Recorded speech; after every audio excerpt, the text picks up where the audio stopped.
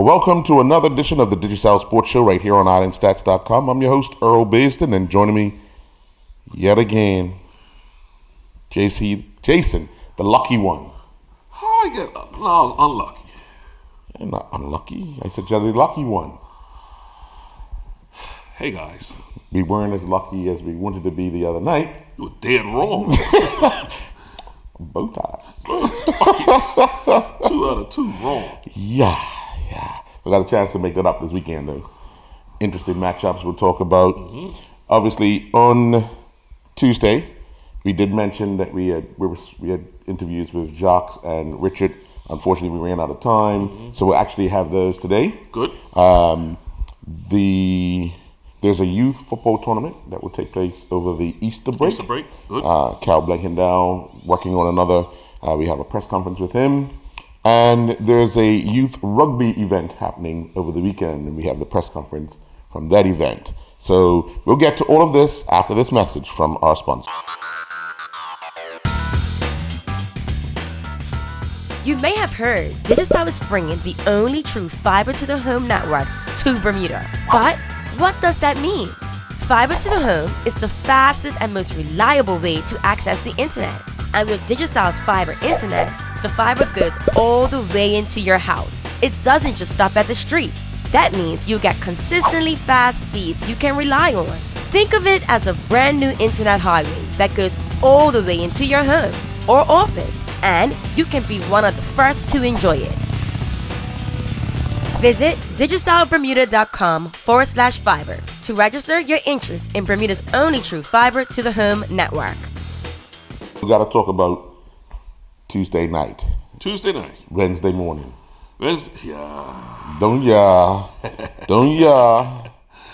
Hey, how's the weather up there? It's blowing. Both matches went extra time. Both matches went kicks from the penalty mark.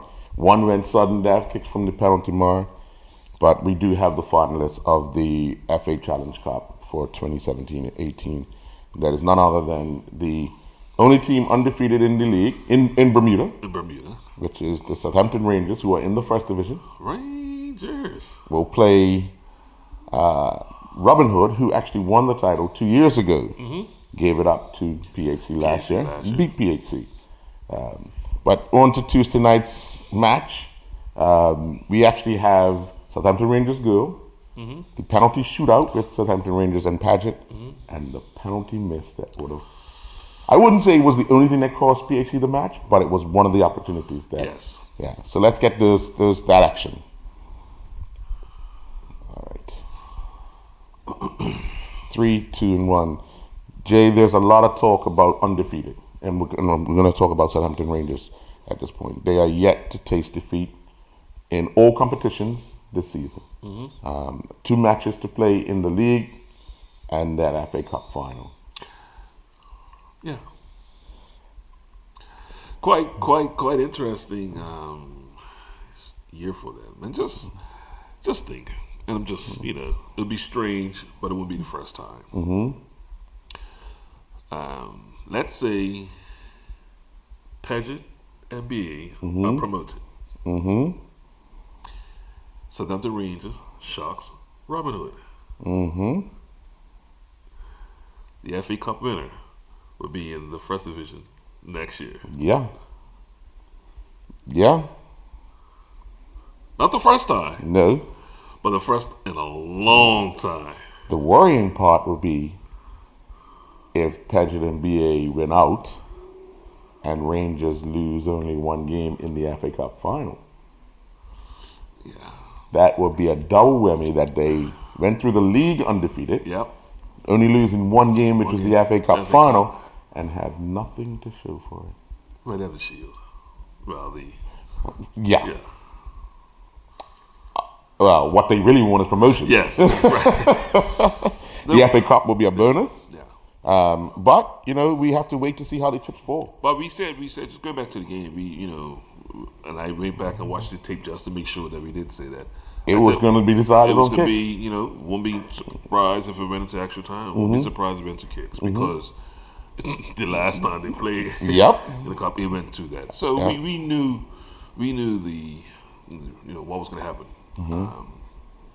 But with the weather, always plays a factor, especially with the wind blowing up at Somerset.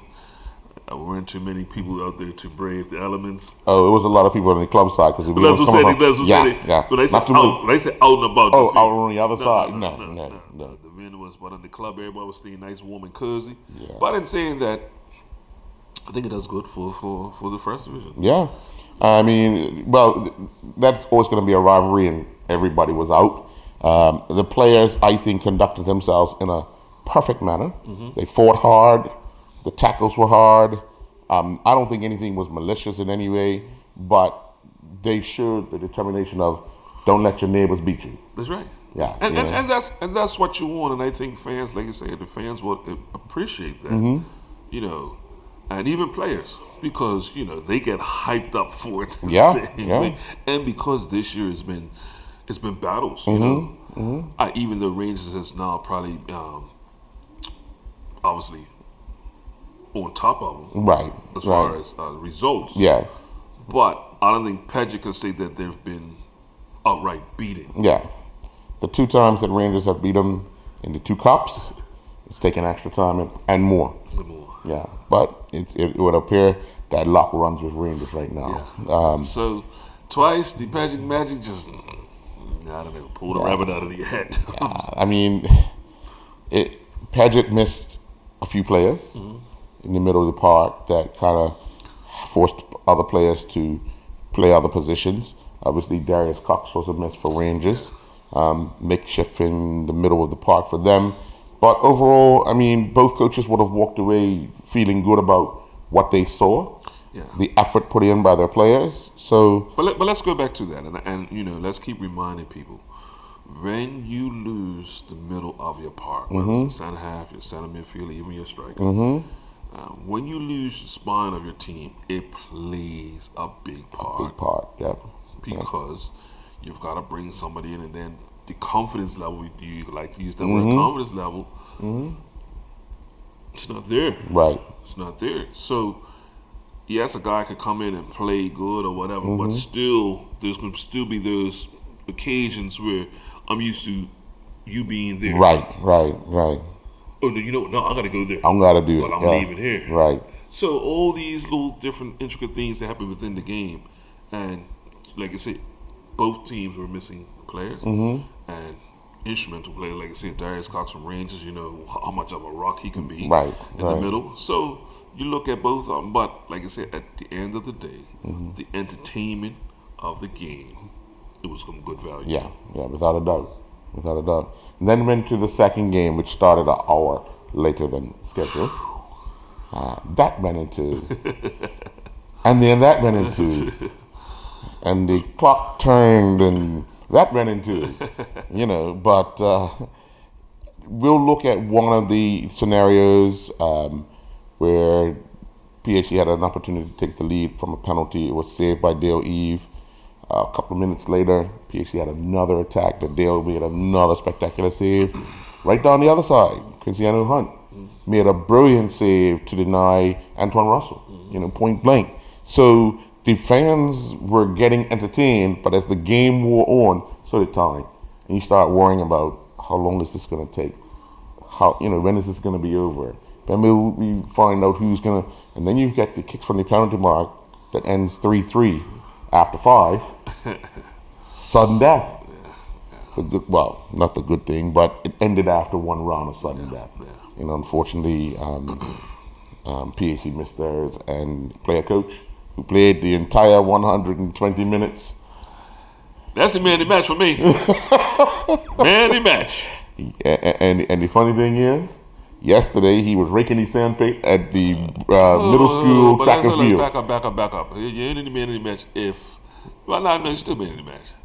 Because he didn't play Sunday. He had the freshest legs. I think that's my point. Yeah. That's my point. He didn't play Sunday. I think he was an unused sub Sunday. Well, he was saving himself. He knew. But still, Johnny, for you to go all 120 plus, scoring the penalty too. That's a long walk from your halfway line. You know? I thought he might have been standing there for. I thought he might have cramped up after 120. He's just like, I can't. That's it. Somebody walk me down there, please, and I'll take it. But when it comes to penalty shootouts, it's just that coin flip. Yeah. You know, we talked about it as former goalkeepers. You know, most people would think that the penalty taker has the advantage, but most goalkeepers fancy the chances. Yeah. Because I know where you're good, even if I don't know it. Right. I know where you're good. And that's the game that gets played. And with Dale's size. Yeah. Dale's size is But you know what's ironic? The penalty that Sequoia took in the shootout, he blasted that thing so hard. Yeah. The penalty he took in the game, he tried to place it. Yeah.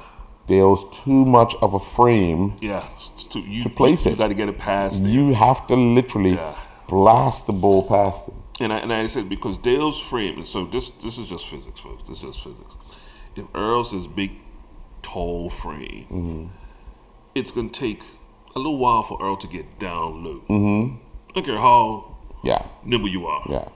If Earl's a short, stubby guy, then it's going to be easy for him to get down low. So since Dale is tall, if you're going low, you got to go hard low. Yeah. Just go hard low. Hard. It's got to be hard. Hard low. Yeah. You know?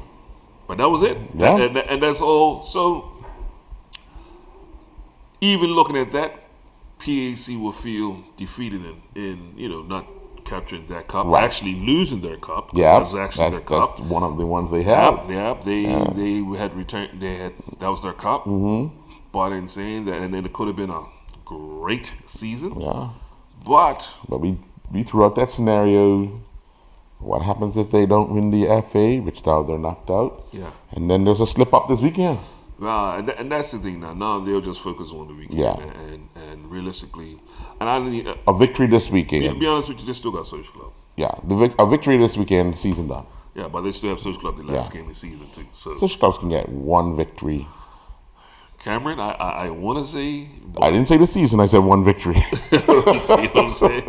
Yeah, but PAC still got Social Club the last game, so it's as Ara would say, just a matter of numbers right now. Yeah. So. Yeah. Well, actually, let's get to this weekend's picks. Sure. On Friday night, up at the Somerset Cricket Club, the Trojans will host North Village Rams. Woo. I'm going with North Village. Me too. Okay. And I don't even know why. I'll be dead honest with you. I don't even know why. I just both of them been inconsistent. But Somerset's a little bit more inconsistent. Yeah, I mean Somerset beat Cougars the other day, but I just think if North Village get two players back healthy, right, and a goalkeeper, that will make a huge difference. Huge difference. There was missing Pierre, so right. They'll have Pierre back. Right, and if somehow Taj is available, he makes a big difference in that team. Yeah, once again a friend. It's. I think if Taj is back, the whole team's attitude changes. Yeah, because now we have a goalkeeper. It's not outstanding. Yeah. Who can block? Right. Yeah, that's what Taryn was doing. I'm just saying, Taryn, he didn't even make a keep for. I'm just saying, Taryn, that's your boy here, okay, Taryn. He didn't even make a keep for Bay. No need to. But I'm saying, why would you be in goal? It's in his blood. Oh, I know what it is. He feels and he slips. No, he don't. He feels point. Yeah. Dive to your left, dive to your right. I get it. That's what they got to use. You need to protect your fingers, bro. That's what you need to do. Well, on Saturday night at 9 p.m., Robin Hood will host Social Club. Next. Thank you. Turning to Saturday now. Because Robin Hood are playing the night before, PHC will host Devonshire Cougars, and that game will become significant. Yeah. Cougars are coming off a 6-3 loss to Somerset. They're playing with a bunch of youngsters because a lot of their senior players are out injured for the remainder of the season. Both White brothers who play in the center of the park are out for the season, unfortunately, through the injury. So it gives these youngsters an opportunity to learn a craft in a position where they can't go down. They're pretty much safe in one of the top spots for the Dudley Eve next year. Yep. So it's good. It's a good learning lesson for these youngsters, and hopefully they equip themselves well. Well, see, one thing about young players, you never know what you're gonna get. Oh yeah. You never know what you're gonna get. They could be fearless, or they could be stage right. Yeah. Right. I just think the pace of PHC is going to hurt Devonshire Cougars. But this is PAC's last test. Yeah. And to make the league come down to the last game of the season, you just mentioned, Cougars have to win this game for the league come down to the last game, which, like I said, PAC plays Social Club the last. Cougars need to do Robin Hood a favor. Yeah. To make it interesting. Yeah. And and we're talking this because PAC has a superior goal difference. Yes. Yeah. So PAC needs to drop points. Not one game, but 2 games. Yes. For Robin Hood to be to defend the title. To defend the title. How's that sound? Robin Hood knocked PHC out of being the defending champions of the FA Cup. PHC outdo Robin Hood to be the champions of the. Yeah. Then it's Crossroads against Dendy Town at Garrison. But actually, I know who you're taking for the game before that. Yeah. Okay, we're both on the same page, so we're 3 for 3. Okay, Crossroads and Dendy Town. Ian Coke out for up to 5 to 6 weeks, unfortunately. Ligament damage in the knee. So that threat goes away. Crossroads, since their bold statements of we are the only team that hasn't lost in 2018, hasn't won in 2 straight games. And I just think the momentum of Dendy Town and the firepower. Dendy Town always still has some players to call on. Yeah. Even Kwame needs to play. Yeah. Likes of Damon Main. Yeah. They still got guys that. Yeah. I need you. Yeah. And their experience. That's what would do. And they would want to finish the season on a high. Yeah. And that's my reason for taking Dendy Town over Crossroads. Just experience for me. It's once again, Crossroads, like Village, like Somerset, they have these little sprouts and then it's bacteriality. Sprouts, then bacteriality. Yeah. And I think this is the bacteriality. Yeah, definitely. Final game in the Premier Division this weekend at Lords and St. David's. Boulevard Blazers and Flanagan's Onions. I actually want to call this a draw. I really do, but I'm just going with the Blazers just because of the home team. I'm going with the Onions. Yeah, just was the home team. I'm going to tell you why I'm going with the Onions. Why? They will all be up Somerset on Friday night. If North Village win, they still stand an outside chance of staying up. I don't care if they was up Somerset tonight, and tomorrow. And they will fight and claw and everything. I'm taking Youngins. So why they fighting, clawing and everything? They were, but things weren't going their way. So they made a difference, right? Yeah, but it's a little different now. How is it different? It's a lot different. It's a week later? Yeah, life's on the line. You buy Duracells when your battery's about to go. They weren't expected to win the league this year. Who, Flanagan? Yeah. They weren't. Well, they were hoping not to go down. So the life's been on the line for a long time. Yeah, but they keep buying Duracell and they keep surviving. Oh, well, okay. Yeah, so we differ on that one. When you buy Duracells, like a lifespan too? I got some jumper cables. Okay. Yeah.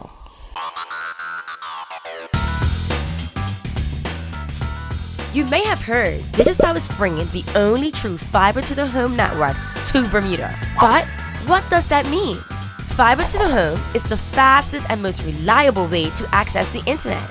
And with Digicel's fiber internet, the fiber goes all the way into your house. It doesn't just stop at the street. That means you get consistently fast speeds you can rely on. Think of it as a brand new internet highway that goes all the way into your home or office, and you can be one of the first to enjoy it. Visit digicelbermuda.com/fiber to register your interest in Bermuda's only true fiber to the home network.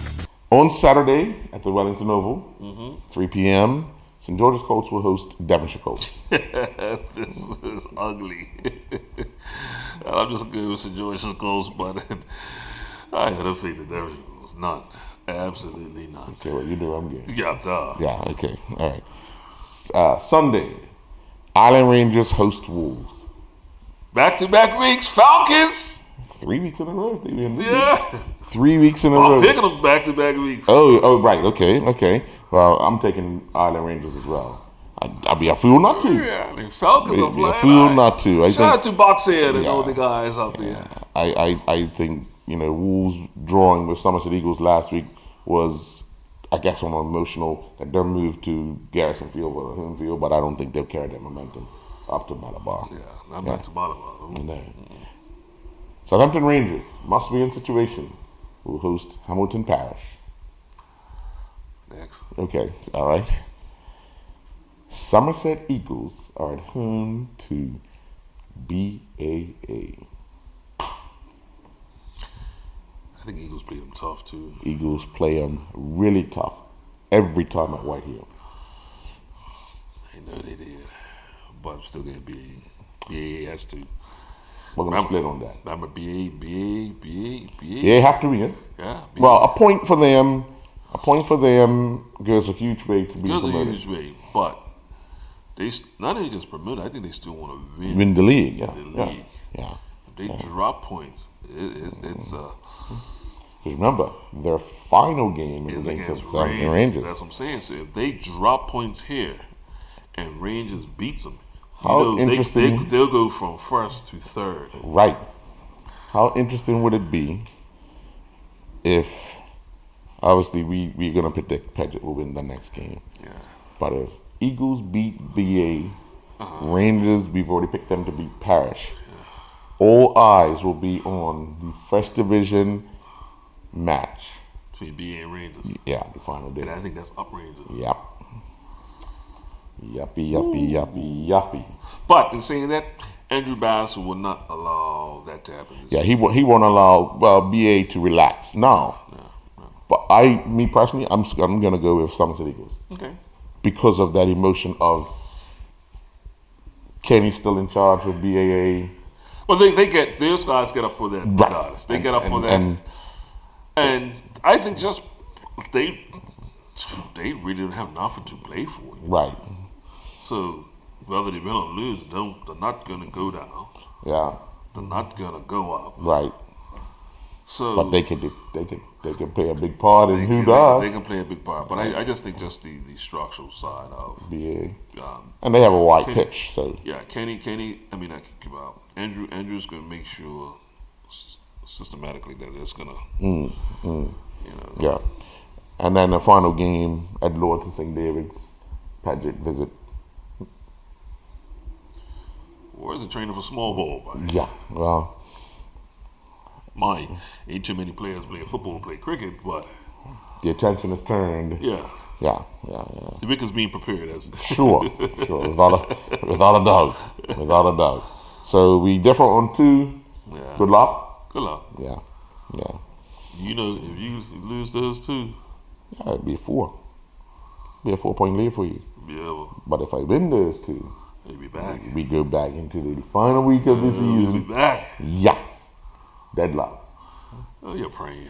Hey, everybody wants to go down to the wire, Remember, I'm a 2-time defending champion. Yeah, no problem, bro. 3 times. Yeah, no problem. Sometimes I just forget my greatness. Luckiness. Well, remember we said that on Tuesday we had spoken with Jacques Cavazier and Richard Todd about the coaching C license course. Mm-hmm. Let's get to those interviews. Obviously, welcome back to Bermuda.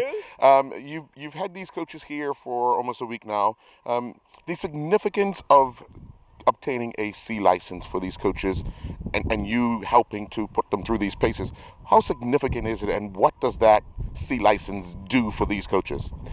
For me, it's very important because the C license, we call that the C license UFI equivalence, is 40 hours altogether. So now we have 20 hours, and in September we'll have 20 hours. So in fact, with the 40 hours, we will bring a lot to beginners, because here you have several levels. You have formal players, you have ladies, you have young men, you have beginners. So I am sure that when they will be back in their clubs, they can offer a very good training for all the boys, not making mistakes, make the boy improve. If you want good players, you need good coaches. If you want good players, you need good coaches. I repeat it twice because it is the most important. And for the boys, it is funny because the exercises are good, they improve quicker, they're happy, everybody's happy. So it's important that it is compulsory now to have the C license to be a coach anywhere on the island. Now, after a C license course and you want to take the B license, is there a time frame, and what do you have to accomplish once you've done the C license in order to take that B license course? You have to make the difference between two types of coaches. The first will be with the C license and will be happy to have the C license and will be in charge of the under 14, under 12, the grassroots and so on. For the best, if they get 80 points on 100, they will be allowed to go to the B license, and that is another level. The requirement is far higher, is rather to be first team coach, head coach in a club with a senior team.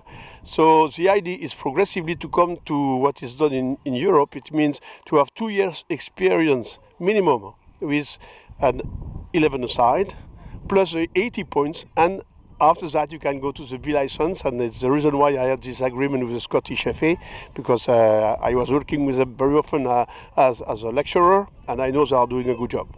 Now, I've observed you talking with coaches who are next up to go through the drills. What are some of the things you're telling them in order to make sure that they're prepared for their 10-15 minute drill that they're going to have the group of kids in, and some of the other coaches as well? You know, here I have two objectives.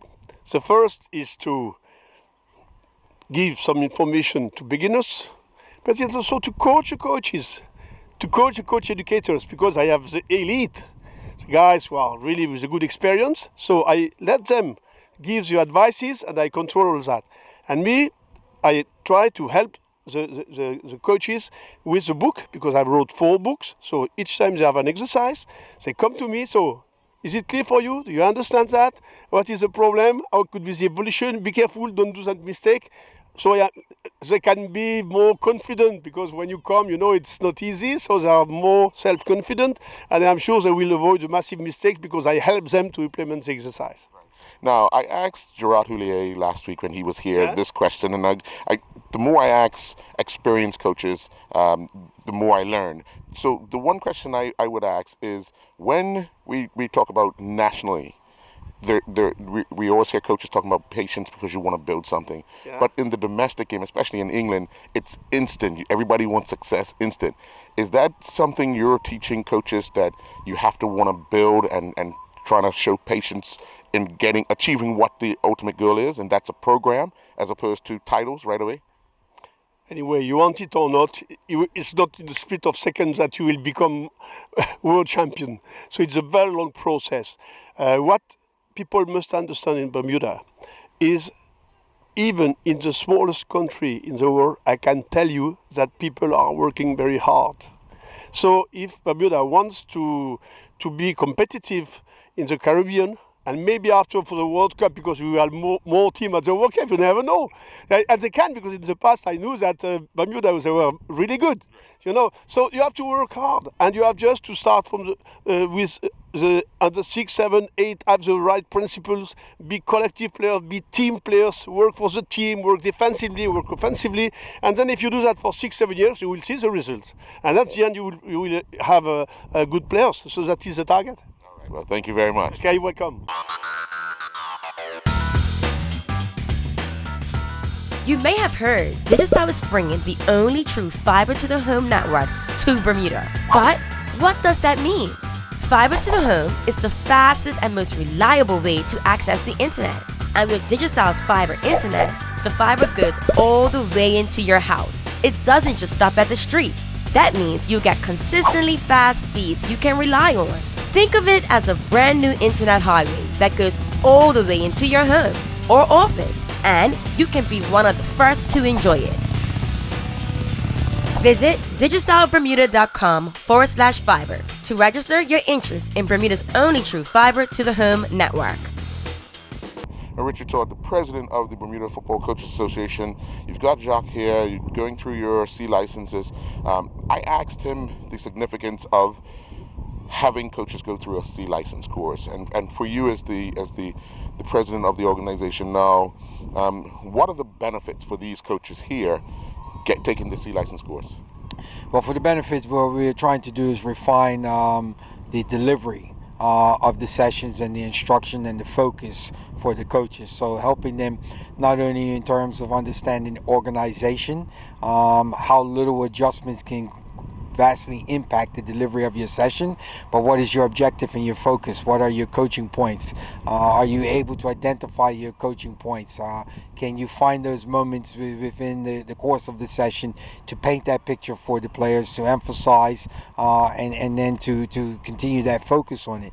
So it's important for the coaches because as they come, they are able to learn, and we see the progress and the improvement from each day with them in terms of their delivery, in terms of the identifying the coaching points, picking out the specific technical feedback that's relevant for the player in order to fix it. So it's an evolution for them. It's just helping them to take their coaching to a higher level and improve the overall quality of their delivery.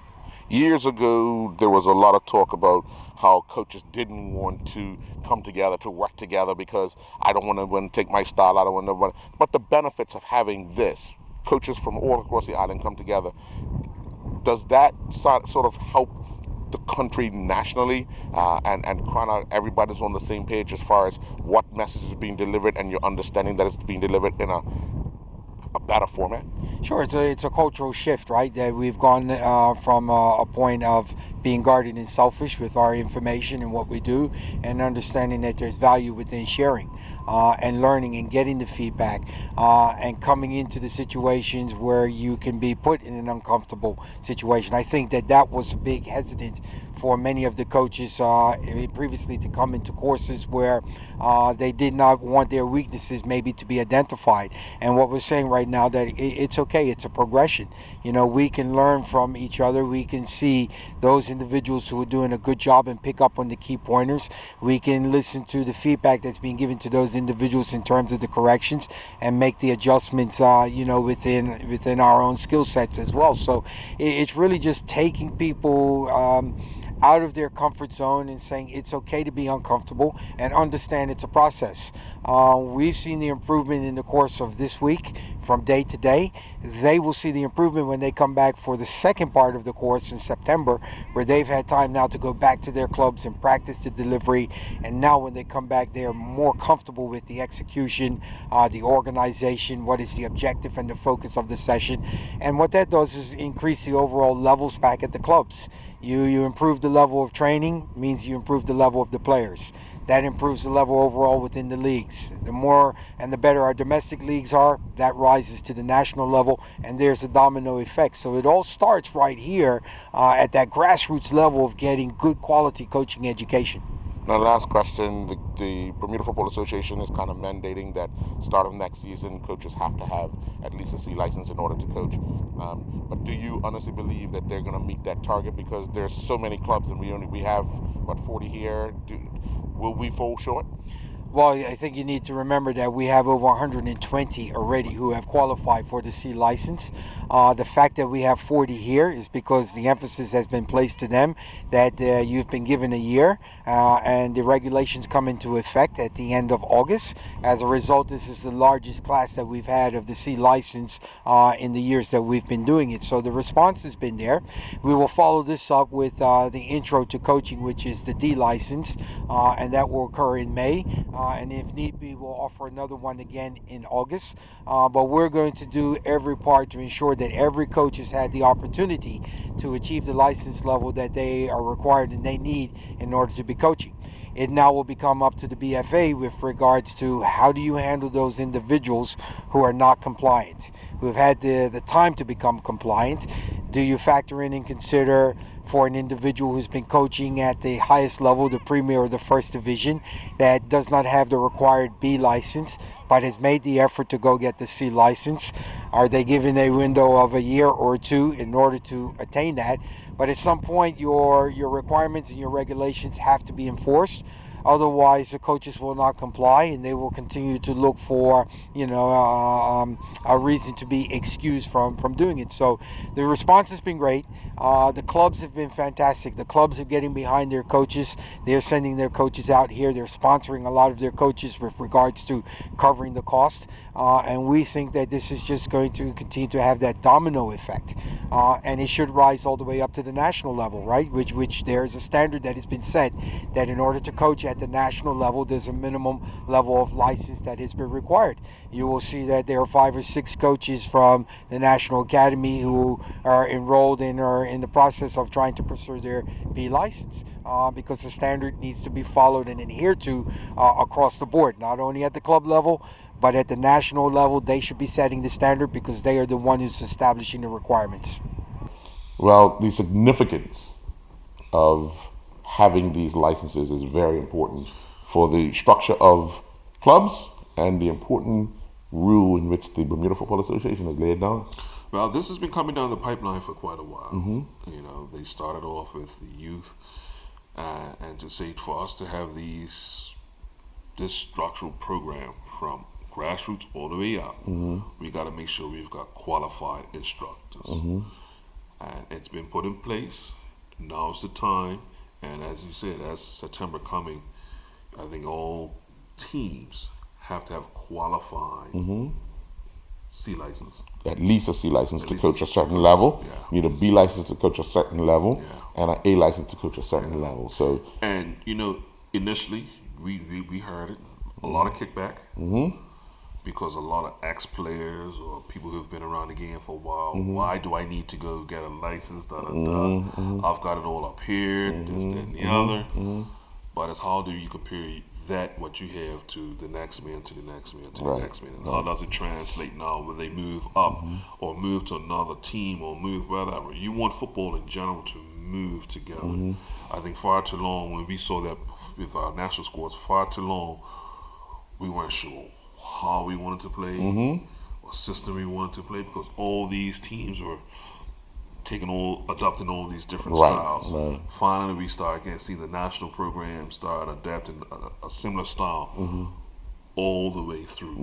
All the way through. And we're seeing how we reap the benefits of that, having some type of continuity from the grassroots all the way up. So it's not to say that your style is better than my style or this, that, and the other, but what style suits our makeup of players. Right. Going forward, we talked about our national teams when they do travel. Maybe it's the lack of height that we, the lack of strength, the lack of fitness. Those are some of the main things that we always come back and, if we had that hard talk. If we would have, because we always say, "Well, we got the talent." We always say that. Yeah. We got the talent. Structurally, we lack it. But if we could have, if we should have, so these is why these are put in place, and to have these instructors be qualified. The message gets across in a better contact because they've been taught how to get that message across. The information is understood. Well, hopefully at the end of this course, we will have close to 200 qualified coaches, and still more to come. And I just encourage folks, if you still want to make a difference in youth football, but by all means, do not even stop your growth. Right. Because you'd be surprised at things that you learn in these courses just a tendency. Okay, I didn't know that's why how this was, or how this is, or how to manage this situation, or the understanding of certain rules. Yes. That's all good. Yeah. Well, Jay, this is the second year that the Aerial Rugby Sevens will take place at the National Sports Centre. Let's get the interview about the upcoming tournament. Morning, everyone. It's my honour to kick off the third Aerial Bermuda Sevens tournament, starting tomorrow afternoon at 4 p.m.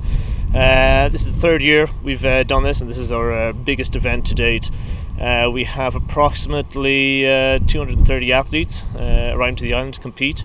We have a ladies division, a college division, and high school division. Furthermore, we have in excess of 100 friends and family who are traveling to Bermuda to watch this event. So in excess, I've got about 330 tourists on island as a direct result of this event this weekend. I think it's important to note our sponsors, Ariel Re, or the Argo Group, and the Tourism Authority. Both have invested in this, and without their support, clearly this event would be not feasible to run. So again, it's a big thank you to Ariel Re and Tourism. We'd like to thank our partners with the Bermuda Royal Regiment, who are providing accommodation and who are extremely accommodating. Again, without their support, this tournament really would flounder. So it's important to note the regiment and their contribution to this event. With regards to the rugby, it is incredibly important for our athletes to play in front of college coaches out of the US, because the opportunity of sports scholarships are there for rugby players. We have been successful in the past in attaining rugby scholarships, and we really see this as an opportunity to evolve from that and to get our students, particularly our Bermudian youth, and part of the Beyond Rugby program, out in front of these coaches to attain these scholarships. It is also an opportunity for our players to play at the highest level on island. Unfortunately, the way that rugby works currently, it's a lot of travelling overseas, and we have to support that. The players support that personally, and unfortunately that prohibits some players from travelling, as it's just an expensive sport to travel away to. So again, huge opportunity for local players. It is a huge opportunity for Bermuda to come out and support their teams. They'll have a high school division where we have 4 local teams. We will have a female college division where the local ladies will also be playing, and we also have the men's team playing. So that's 6 Bermuda teams who will be playing rugby sevens down here this weekend. It's really it's a real honour really to have such high calibre teams come to Bermuda. Teams like Notre Dame, Kutztown will be one of the tournament favourites, Stony Brook and St. Joe's. So some teams like that are returning for the 3rd year, which shows the success that we've had, and we hope to continue that in years to come. I'd also like to mention Ariel Re and Argo will be putting on a family day down at the stadium here on Saturday. So we have some bouncy castles, weather permitting, and it's a real opportunity for the public to come down and take a look at the rugby, participate in the family event which Ariel Re are hosting, and it's a free entry. So it's a win-win for everyone. So again, hope to see the guys come down here this weekend, support us, support the players, support the event, and let's make this a real community event. So Daniel, hand over to you. Yes, good morning. Firstly, I'd like to, on behalf of the Bermuda Tourism Authority, we are proud and honored to be a part of the Rugby Sevens for the 3rd year. As Tom had mentioned, over 300 people to the island, so that's something that we really appreciate you doing. We recognize that the sports tourism is something that we are geared towards and trying to kind of make better, and you helping us with that, so we really appreciate that. So I hope that everyone comes out this weekend to support the event. We will be out there supporting it as well. Just wanted to mention another event that will be happening, the Bermuda Triple Challenge, that will be happening tomorrow night, Friday and Sunday.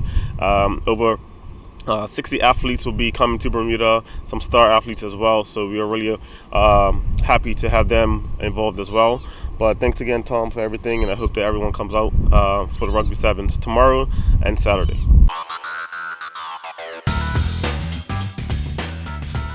You may have heard Digicel is bringing the only true fiber to the home network to Bermuda. But what does that mean? Fiber to the home is the fastest and most reliable way to access the internet. And with Digicel's fiber internet, the fiber goes all the way into your house. It doesn't just stop at the street. That means you get consistently fast speeds you can rely on.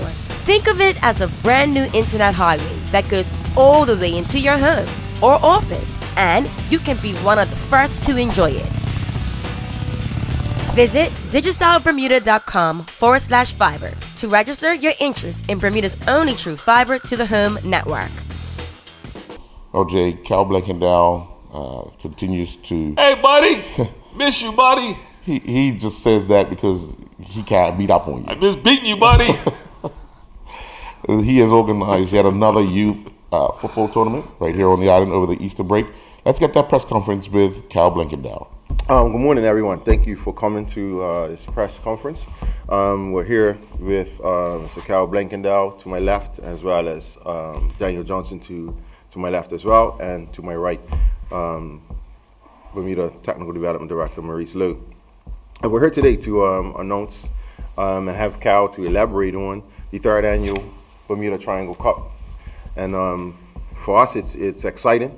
It's a partnership that's been working for a number of years now, but here we are at the third annual Triangle Cup, and I think we have some exciting times ahead. Yes, good morning, Bermuda. We're here at the BFA headquarters, Clyde Best Center of Excellence. Exciting times once again, not only for the association, but also for the association and its affiliates and Bermuda in general. On behalf of Bermuda Sports Management Group and Bermuda's Brazilian Football School, we're pleased to announce the third annual Bermuda Triangle Cup. And this year will feature the first time of the elite men's competition. We were approached by an overseas semi-pro team, the Oakville Blue Devils out of Ontario, and they are the 2017 League One champions, a high-level team that wished to come to the island and drew our network of friends and coaches overseas, particularly Mr. Brett Merson. We were able to attract them along with the BTA, and Mr. Daniel Johnson will speak on the partnership on that end. And they will be in Bermuda for a two-match series. The first match will take place on April the 19th at the National Sports Center versus a national team select. And then on the 22nd, we have a very exciting feature. There will be a Premier All-Star League select, similar to the MLS All-Star match. Players will be selected from the various teams in the Premier Division and First Division, and the coaching staff will come out of the Premier Division and First Division as well. The player selection will be based on the final team rankings in the BFA 2017-2018 season. So even though the season is coming to an end, the players have something to play for to receive maximum allocation in these matches. This is not only a two-match series. Having been approached by the overseas team, we said this is a very timely moment for Bermuda's football development with the CONCACAF League of Nations. And on that, we wanted to add a grassroots component. So they will host a 3v3 tournament here at the Clyde Best Center of Excellence, all skills-based, for players U9 and up, male and female, and also an over 30s competition. So maybe we get the president and technical director Lowe on the pitch as well. Very small-sided games. I think they have enough ammo and breath for that. On top of that, they will also give back to the community once again. They will be at the annual BFA Youth Symposium, Coaches Symposium, where the technical directors, club administrators, and managers of the various youth teams will meet, and they will give a presentation on youth development. The topic will be decided by the technical department with Mr. Lowe here.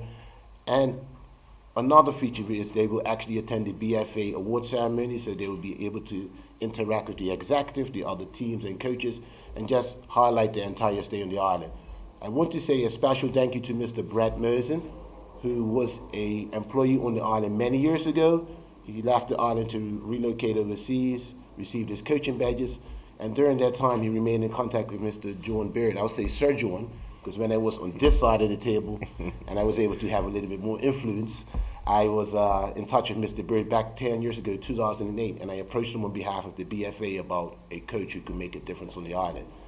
During my time, I wasn't able to get that contact going, but after that, with Bermuda's Brazilian Football School, I followed up with Sir John, and at the end of the day, I was able to get in touch with Mr. Brett Merson. Ironically, it took 4 years to develop a relationship, having traveled to Canada, but after those 4 years, we were able to do many things, travel overseas to Europe. He's been here for the HSBC College Showcase, so it's with many thanks to Mr. Brett Merson, who's on the tactical staff at the Oakville Blue Devils, that we've been able to get them to the island. There's also a relationship between Oakville and Bermuda, where their head coach, Mr. Duncan Wild, was the former head coach of the Toronto Lynx, and I believe that John Barry Newsom, one of our outstanding coaches and former outstanding national team players, was on that team roster and very successful in those early years. I believe it was like the A-League competition, and Mr. Wild has very fond memories of having coached Mr. Newsom and some other Bermudians, and that was another attraction of coming back, not only to see on the football end, but also to reconnect on the human relations and friendships that have been built on that as well.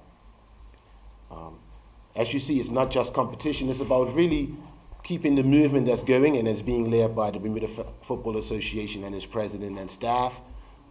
There's a lot of football opportunities coming. There's the CONCACAF tournaments. There's the end of season. I think that's one of the most exciting seasons we've had in the Premier and First Division. There's also had some acknowledgement to the Bermuda Football Coaches Association because the coaching development has been going on. So we as a group, Bermuda Sports Management Group and Bermuda's Brazilian Football School, if we can add another piece to that and offer our partnership and expertise to the island in general, I think football and the community is a winner. And I'll hand it over to Mr. Lowe. Good morning. It's a beautiful thing when partnerships or the objectives of our partnerships align well. So here we have the Bermuda Sports Management Group and Bermuda Brazilian Football School and the BFA able to collaborate on our objectives in terms of preparation for our senior men's program and as well as our youth teams. You know, it's a beautiful thing for us to be able to collaborate this way and for us to get these preparation matches under our belt that is good for all of our national teams. So we're very, very thankful, you know, that this opportunity is arising, and we will make sure that we make the best of it and put on a competitive match series along with all of the other events that are happening.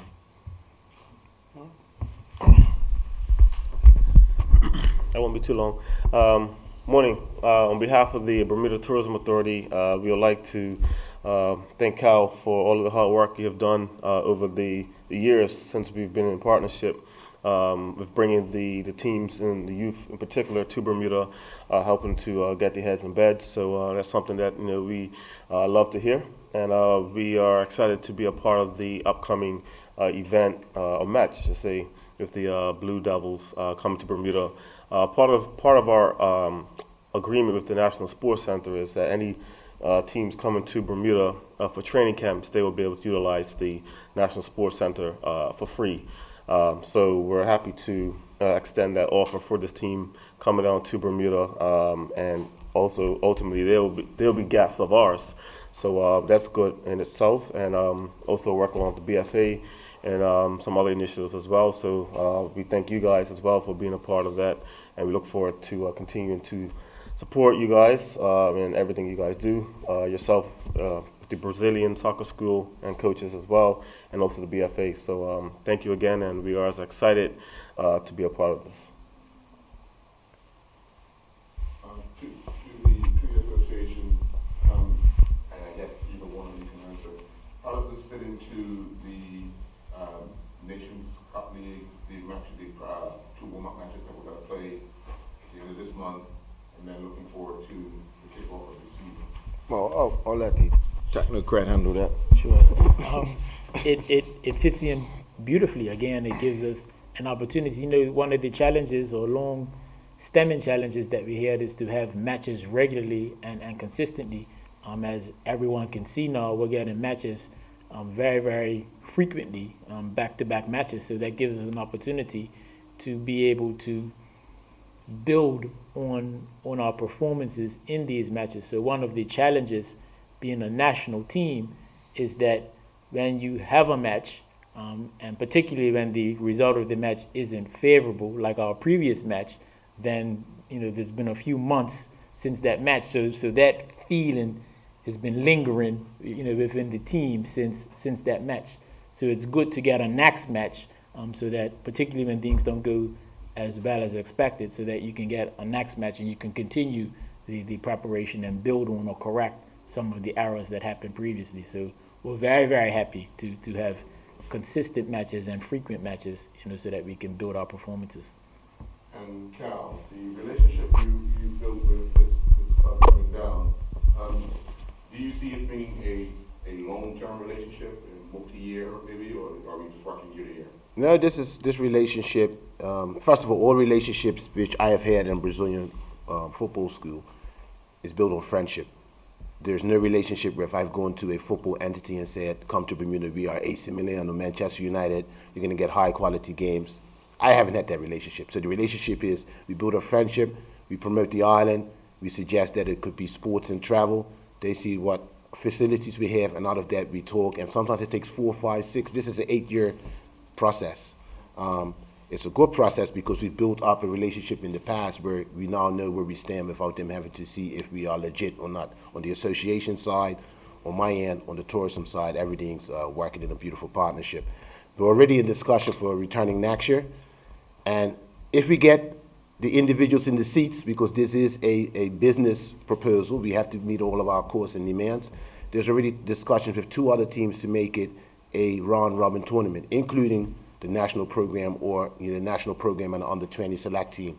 So there are other groups waiting to see how this pans out, but also this group, which is part of an organization which has like 10,000 membership. There's enough room and teams at a youth level as well. We're already in discussions with this group to bring youth teams in their off season, the winter season. So maybe between February and April of next year, they will be bringing a few teams on as well with another team. I just had a discussion yesterday afternoon with a PDL team that is not part of this group about coming down next season. So our job or our wish is to communicate with teams, bring them to the island, have the national team be part of that, and it's a winner for Bermuda.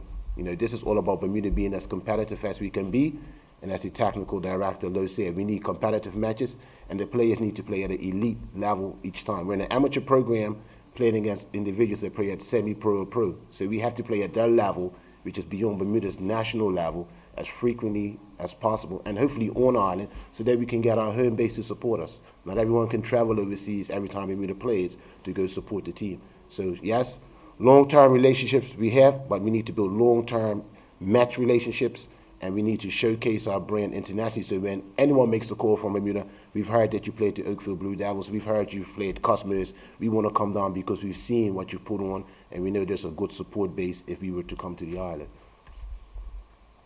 Mr. Wade, there's opportunity at the administration level to see how they do it on a regular basis. Do you guys think you could take that opportunity to find out day-to-day operation? I mean, you guys do it on a part-time basis. What difference is it with a group from the U.S.? Yeah, it's always an opportunity to have a peek, really, at how professional or semi-professional teams function. So all of these tours, I mean, Canada, same thing.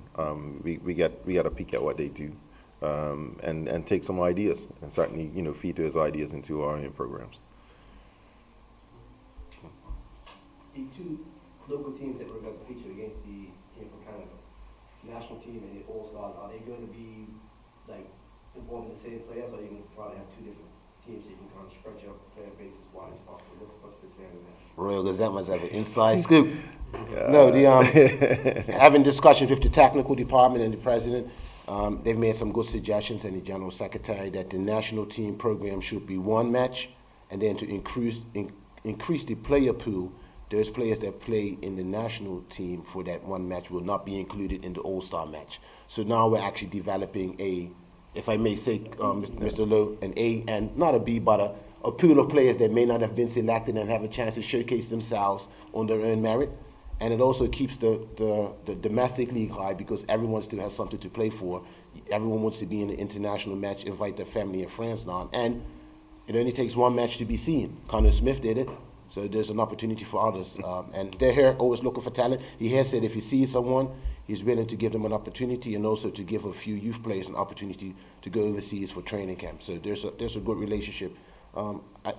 Before any other question, I do have to admit this is a very local, organic, grassroots event. Dennis Brown, who's the president of Bermuda's Brazilian Football School, we sat down and we said, hey, let's make this a local component. We've had the,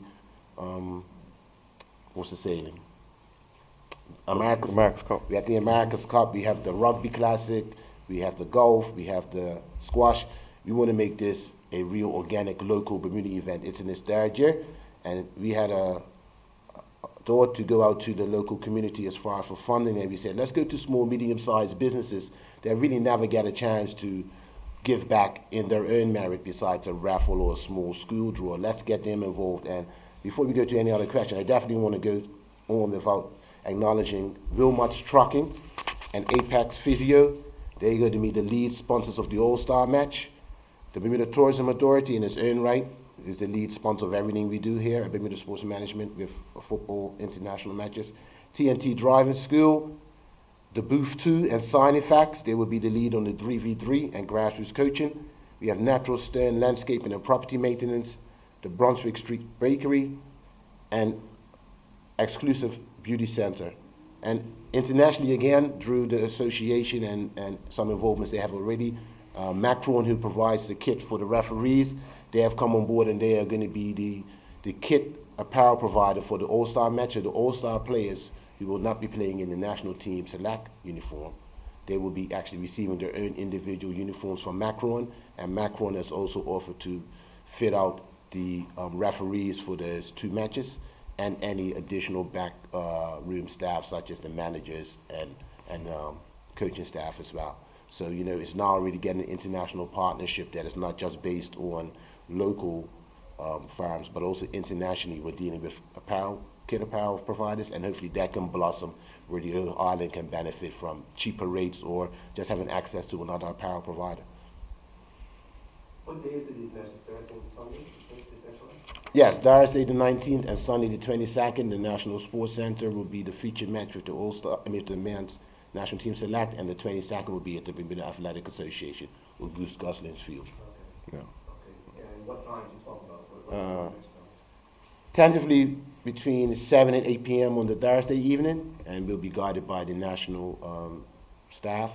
And on the 22nd, it will be an afternoon match at 3 p.m. You know, subject to change, but technically try to keep the traditional time formats for that as well. I want to move on to the ticket prices. We really wish for individuals to purchase the tickets well in advance. We're a small organization with a small partnership here, and as soon as individuals purchase tickets, we can actually gauge the amount of staffing we need at all levels, especially security, which we have to have for international matches and a local criteria. So we've come up with a very progressive and friendly rate. So advanced ticket package for children will be $15 for 2 matches, so which is $7.50 for a match, which is very affordable if you're looking at any course on the island. For the adults, for 2 matches, it's going to be $30. So $30 for 2 international matches is very affordable. And of course, it will increase at the gate. For adults, it will be $25 on the match day, and for children, it will be $15. So if you purchase the tickets in advance, you know, a family can actually receive more for their money. And we really want people to come out, because it's not about this match, it's about let's build up that home feeling for all the other matches that are coming, the national pride, let's get everyone in the stands, and let's make the players feel that there's a reason and a need to perform at the highest level and to attend training, because we as a country are behind them. Let me give you a heads up. On this Sunday, 22nd, cricket is also going to be played. So it's 20 extra times. There's something for you to consider. Yes, sure. And as a small island, there is always going to be conflicts. But I think we have enough supporters of football and cricket on the island. Yeah, I mean, just as a wrap up, really, it's this is another example of partnerships and relationships that afford us to be able to do many things. And I think as we grow and we get more partnerships, you know, we can achieve bigger and better things in Bermuda. From volunteer organizations, I think it's important that organizations work together. So you see here 3 organizations, 4 actually, who have come together to produce a weekend of events. And I think, you know, bringing football together is important, and you can see an example of what that does and how that brings about benefits for Bermuda outside of football. So now we're even talking about a tourism product. So thank you very much for coming.